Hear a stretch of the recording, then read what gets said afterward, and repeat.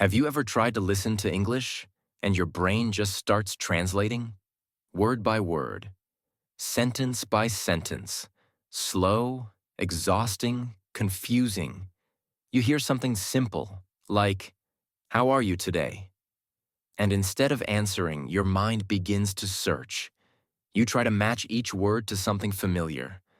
You pause, you hesitate, and by the time you're done, the moment is gone. I used to do that too. Every word I heard in English had to pass through a long tunnel in my mind. A tunnel filled with checks, rules, and comparisons. Every sentence became a puzzle. Every thought became a test. And I was tired. So tired. I thought I was doing the right thing. I thought I had to understand every single word and translate everything to feel safe.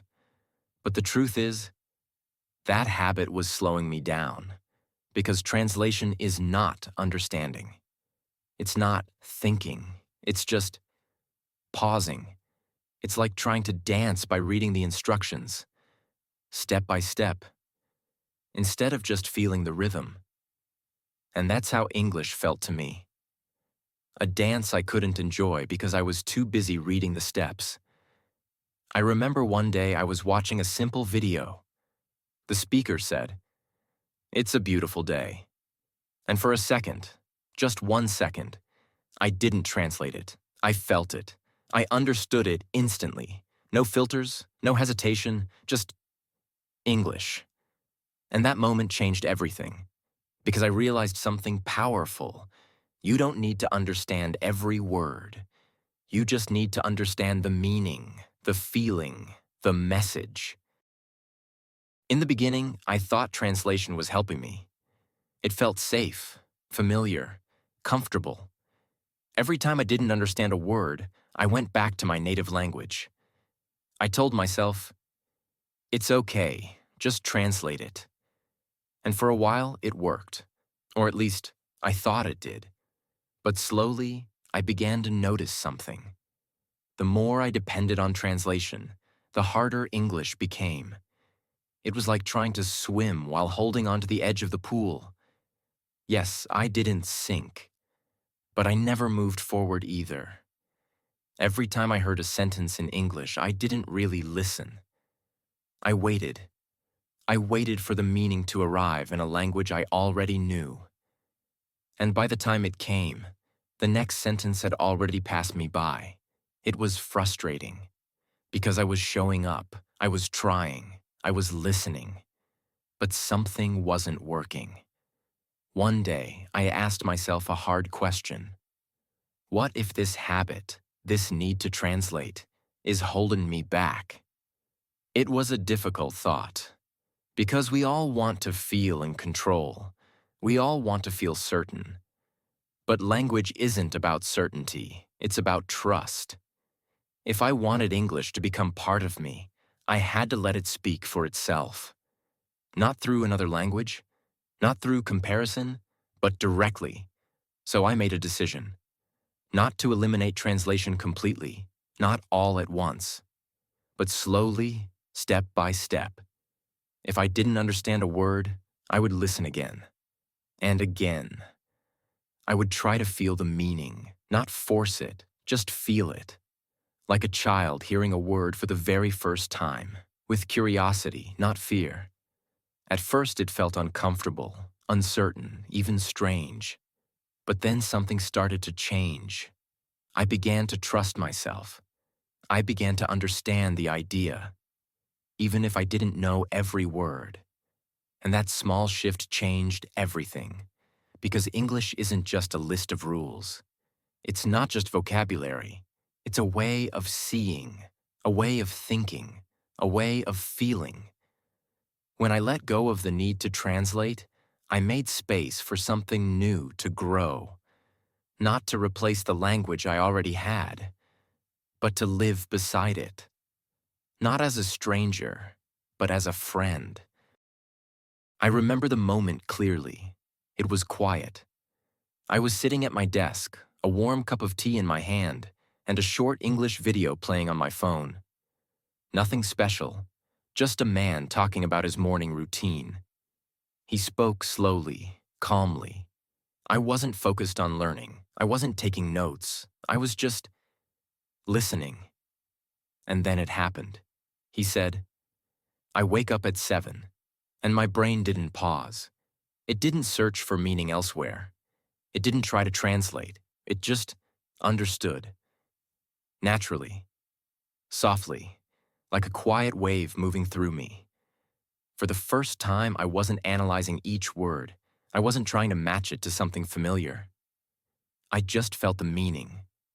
Simple, clear, director, and it felt different. It felt like I was inside the language, not standing outside trying to break it apart, not trying to control it, just letting it be. I smiled to myself, because that moment, so small, so simple, meant everything. It showed me that something was changing, that my brain was learning in a new way, not through pressure, not through memorizing word lists, but through presence, through sound, through trust. That one sentence became a light, a small light, but strong enough to guide me. After that, I started noticing more moments like it. I would hear something like, "It's cold today," and I understood. Or, "Let's go for a walk," and it made perfect sense. Not because I studied harder, not because I memorized 100 new words, but because I stopped trying to control the process, and I started allowing it to unfold. That moment, that short video, that ordinary sentence, wasn't just about language. It was about belief. Belief that my brain could change. Belief that I didn't need to hold on so tightly. Belief that I could think in English, even if just for one sentence. And from that day on, I started listening differently, not to translate, not to evaluate, but to experience, to feel, to grow. After that first moment, I didn't become fluent overnight. I still made mistakes. I still hesitated sometimes. But something had changed inside me. I knew it was possible. I knew I could think in English. Not all the time, not perfectly, but sometimes. And that was enough to begin. So I started a small habit. Every morning, after waking up, I chose one simple sentence in English. Just one. Something like, "It's a good day. I'm learning English. I like coffee in the morning." I didn't translate it. I didn't write it down. I just repeated it in my mind, slowly, softly, again and again. I said it while brushing my teeth, while putting on my shoes, while walking to the bus stop. And that sentence, that one small sentence, stayed with me all day. Whenever my mind was quiet, I whispered it again inside my head. Only in English. Only that thought. Some days I used the same sentence. Other days I chose a new one. But the rule was always the same. No translation. Just feel the sentence. Just let it live in my mind. At first it felt strange. My brain wanted to check, to question, to fix. But I didn't let it. I just allowed the English to stay, even if it wasn't perfect, even if I wasn't completely sure. And slowly, my mind began to relax. It stopped searching. It stopped comparing. It started to trust. One sentence at a time. One quiet moment at a time. I didn't need a classroom. I didn't need a textbook. Just a sentence. And a little bit of silence. That habit, so small, so gentle, was the beginning of real change. Because when you stop overthinking, you stop doubting. And when you stop doubting, you start growing. Not fast, not loud, but deeply, quietly, from the inside out. There's something I discovered that made a big difference. Something so simple, yet so powerful. Instead of thinking in words, I started thinking in pictures. Let me explain. Before, when I heard the word apple, my brain tried to connect it to something else. It searched for a definition, a label, a familiar word, fast, automatic. But one day I decided to try something different. I heard the word apple, and instead of searching, I closed my eyes and imagined the fruit. A red apple, round, shiny, sitting on a table. No labels, no definitions, just the image. And suddenly, the word didn't feel like something I had to translate. It felt like something I understood. Director, clear, natural. I started doing the same with other words. Chair. I imagined a chair. Dog. I saw a happy dog running. Sun. I pictured the sky, warm and bright. At first, it felt strange, like I was learning how to think all over again. But then, it became fun. It became easy. It became real. Because your brain loves images. It remembers them faster than words. And when you connect English to pictures, not to definitions, you start thinking differently. Not because you're forcing it, but because your mind starts to build bridges. Between sound and meaning. Between words and the world around you. You stop thinking, this word equals that word. And you start thinking, this word equals this thing. A word that stands alone, that lives in your memory, that feels like yours. And you can do this anytime. Look around your room, find something simple, say its name in English, then picture it. Hold the image, let it stay. Do this every day, with everyday objects. Easy words, no pressure, no stress. Soon you'll notice something powerful. You won't need to explain the words anymore, because they will already be real, alive, connected to what you see, what you feel, what you already know. And that's how you begin to think in English, not by memorizing, not by translating, but by seeing, by feeling, by imagining. One word, one picture, one powerful step forward. One of the hardest things to do is listen to English without understanding every single word. At first, it feels wrong. You hear a sentence and your mind says, wait, I didn't catch that word. You pause, you rewind, you feel frustrated because you start to think, if I don't understand everything, maybe I'm not learning anything. But that's not true. In fact, it's the opposite. Real learning begins when you learn to stay calm, even when parts of the message are unclear, even when your mind wants answers right away. I remember the first time I listened to a podcast in English with no subtitles, no support, just sound, and it felt like noise, like waves crashing all around me, too fast, too much. I wanted to stop, I wanted to give up, but I didn't. Instead, I closed my eyes, took a deep breath, and just listened. I stopped chasing every word. I stopped trying to control the meaning. I simply let the sounds move around me. I focused on the rhythm, the tone, the rise and fall of the voice, the pauses, the emotion.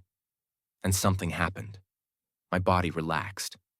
My mind stopped fighting. And I started to hear more than I expected. Not every detail, not every word, but the feeling, the message, the mood. And that was enough. Because listening isn't about perfection, it's about connection. It's about allowing your ears to get used to the sound of the language. Slowly, gently, without fear. Now I make it a habit. I listen every day, even when I don't understand. While I cook, while I walk, while I rest. No dictionary, no subtitles, just listening. And over time, my brain started to change. I began to catch familiar sounds, recognize small phrases, notice patterns, and feel more at home. Not because I pushed harder, but because I stayed calm. I didn't panic. I didn't quit. I listened. And little by little, English became less scary, less confusing, more familiar, more mine. So if you're listening now and you don't understand every word, breathe. Keep listening. Keep trusting. Keep going. Because that's exactly how real understanding begins. I wanted to stop translating, but it wasn't easy. Every time I heard English, my brain tried to protect me. It searched for something familiar, something safe, a shortcut, a way to escape the unknown. And then I realized something important. If I wanted my brain to trust English, I had to spend more time with it. Not just during study time, not just when I watched lessons, but all throughout my day. So I made a small decision. I changed the language on my phone. At first, it felt strange. Words like settings, notifications, calendar, they looked unfamiliar, uncomfortable, a little confusing. But I didn't switch back.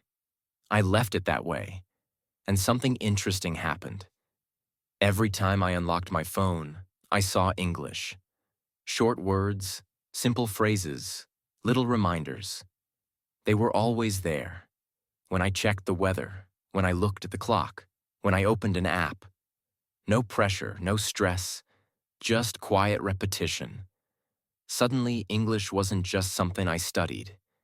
It became something I saw, something I used, something I lived with. Then I made another change. I opened YouTube, and instead of searching for videos in my native language, I typed something in English. Morning routine. That was it. I clicked on a short video. A man was brushing his teeth, making coffee, talking about his day. Simple actions, simple words. I turned on the subtitles. In English. Not to study, just to follow along. At first, it felt like too much. My brain wanted to translate, to pause, to compare. But I stayed calm. I let the words come. I let the meaning grow on its own. And something changed. I started to enjoy it. Soon it became a habit. One short video. One small moment. Before breakfast, before bed, whenever I had a few minutes. Sometimes I listened to music. Sometimes I played a podcast while walking. No notes, no grammar rules. Just listening. Just presence. English started to feel closer. Not something far away. Not something I had to chase. But something already around me. I began to look at objects and think in English. I'd see a chair, and my brain would say chair. Not because I forced it, but because the word was already there. I started to live inside the language, quietly, naturally, without even noticing. And that's the secret. You don't need to change your life. You don't need to move to another country. You just need to invite English in. One word at a time. One setting on your phone. One video in the morning. One podcast while you cook. Build your own small English world. Simple, gentle, constant. Let English become the background of your day. Not just a subject you study, but a part of the life you live.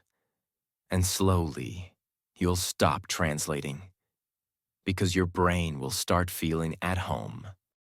When I started learning to think in English, I believed that something was wrong with me.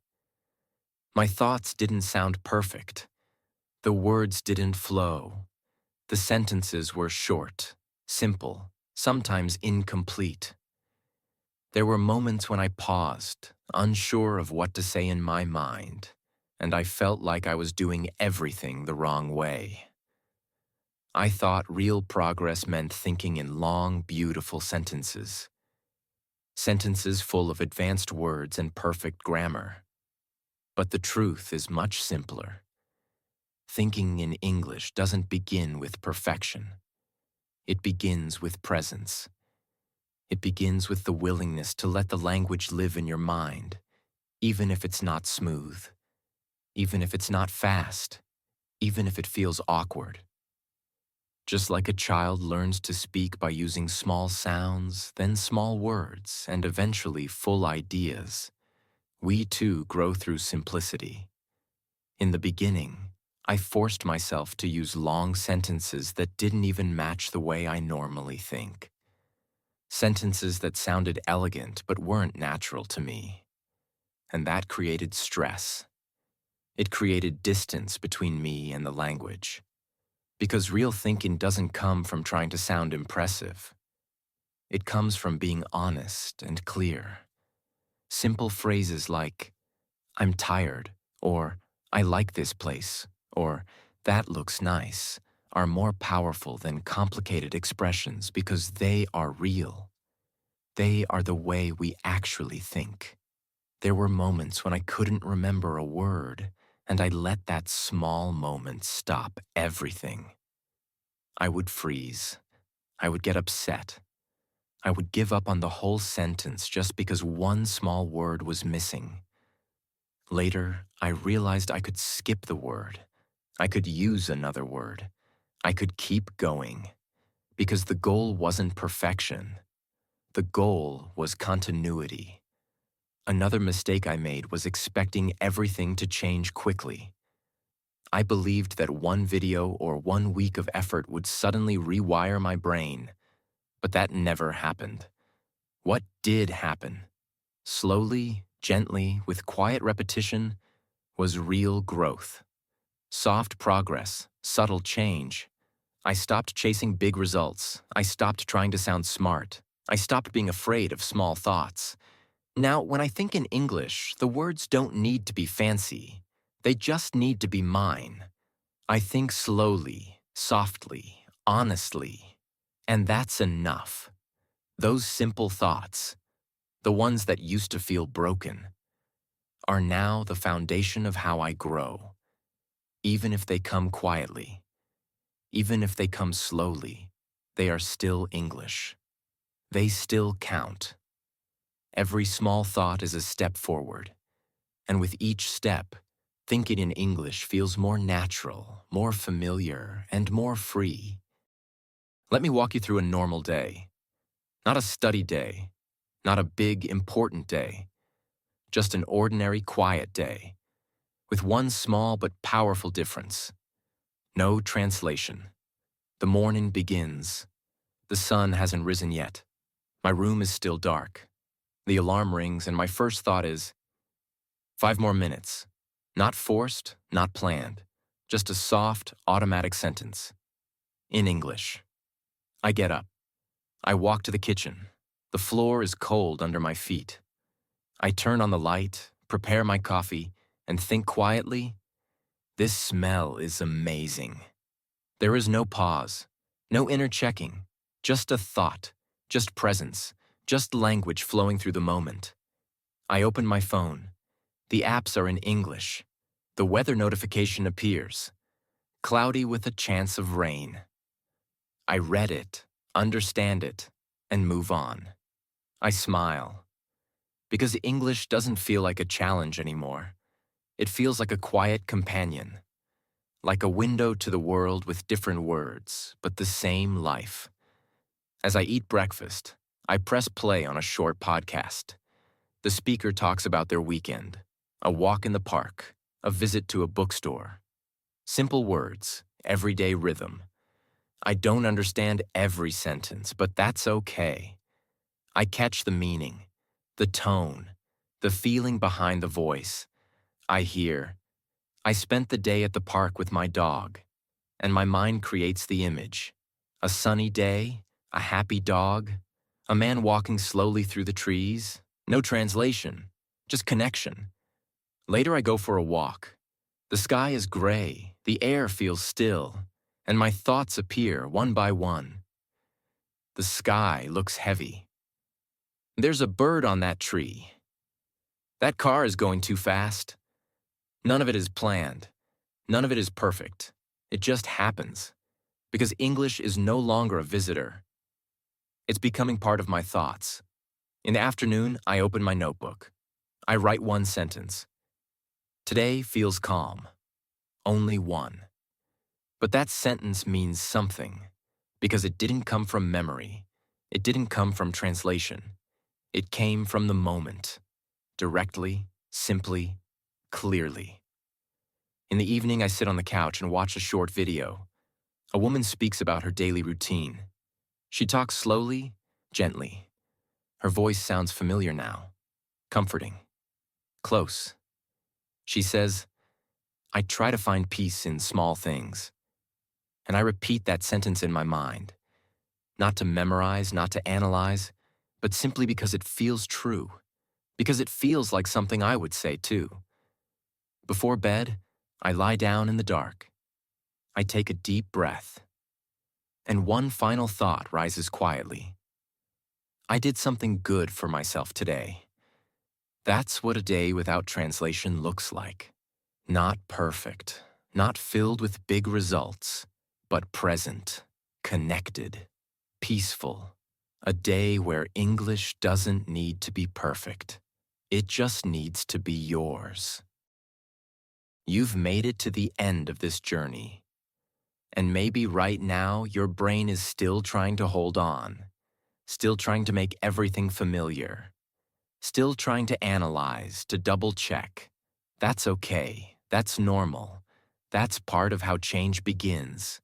Thinking in English doesn't happen in one day. It's not a switch you can flip. It's a quiet shift, a slow transformation. It begins with a single thought, then another, then a sentence, then one special moment. A moment when you hear something and you understand it effortlessly. Not because you analyzed it, not because you compared it, but because it simply made sense. That moment, no matter how small, is the beginning of something powerful. For a long time, it may have felt like you needed to understand every word. You may have believed that progress required control, checking everything, pausing often, being exact. But that's not how language truly grows. Language doesn't respond to pressure. It responds to connection. You don't force it. You grow into it. You let it surround you, one sound at a time, one sentence at a time, one honest moment at a time. Every time you listen without fear, you train your mind to trust. Every time you let a sentence live in your thoughts, you take a step forward. Every time you recognize a word and connect it to something you see or feel, you build a bridge, a real one, a lasting one. You're not behind, you're not late, you're not doing it wrong, you're learning, and learning is not always clean or perfect. It's sometimes slow, sometimes uncertain, but always beautiful. If your thoughts still return to the old way of thinking, be patient. It means your mind is trying to grow. It means your brain is learning how to let go. Gently, honestly, over time. Keep listening. Keep thinking. Keep letting English exist inside your day. Even if it's only for a few minutes, even if it's only in your mind. And when you forget a word, breathe. Say something else. Keep moving forward. Because fluency is not about knowing everything. It's about continuing even when you don't. One day you'll look back and realize the shift already happened. You'll be walking or thinking or making coffee, and a thought will come in English. And it won't feel hard. It won't feel strange. It will feel natural. It will feel like you. That's the reward. Not perfection, not speed, but freedom. Freedom to live in another language. Freedom to express your thoughts without fear. Freedom to stop holding back and start trusting. So, as this video ends, I want you to feel one thing. Proud. Because you showed up. You listened. You kept going. And that means more than anything else. You are becoming someone who thinks, who feels, and who lives in English. One quiet thought at a time.